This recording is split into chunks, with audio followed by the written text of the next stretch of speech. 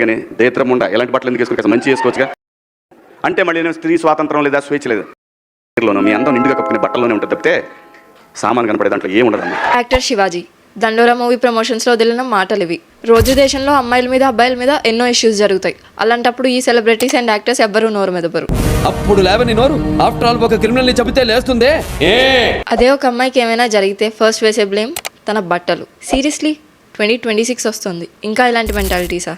ఈయన మాట్లాడిన మాటలకి మంచు మనోజ్ ఎక్స్లో పోస్ట్ కూడా వేయాల్సి వచ్చింది. ఈయన పేరు ఎత్తకుండా ఉమెన్ అందరికీ సారీ చెప్పి పోస్ట్ వేశారు. అండ్ యాజ్ యూజువల్గా చిన్మయి ఫైర్ అయింది. జీన్స్ అండ్ హుడీస్ వేసుకునే వాళ్ళు కూడా అమ్మాయిలకు ఉచిత సలహాలు ఇవ్వాల్సిన అవసరం లేదని చెప్పింది. యాక్చువల్లీ ఒక క్వశ్చన్, ధోతి ఆర్ పంచా వేసుకొని వస్తే మాత్రం అమ్మాయిల బాడీ పార్ట్స్ మీద పబ్లిక్గా అలా కమెంట్స్ వేసే రైట్స్ ఇచ్చేస్తారా? రైట్ టు డ్రెస్ అనేది యాక్చువల్లీ ఒకటి ఉంది అని. ఇప్పుడు దాని జస్ట్ హిజాబ్స్ కాదు, ఎలాంటి డ్రెస్ వేసుకోవాలన్నా వాడుకోలేము. దీన్ని తెలంగాణ ఉమెన్స్ కమిషనర్ అయితే సీరియస్గా తీసుకుని సువమోతో కేసు కూడా వేశారు. కమిషనర్ ముందు అపియర్ అయ్యి ఆయన చేసిన స్టేట్మెంట్కి ఒక రిలవెంట్ ఎక్స్ప్లెనేషన్ ఇమ్మన్నారు. ఏమిస్తారు?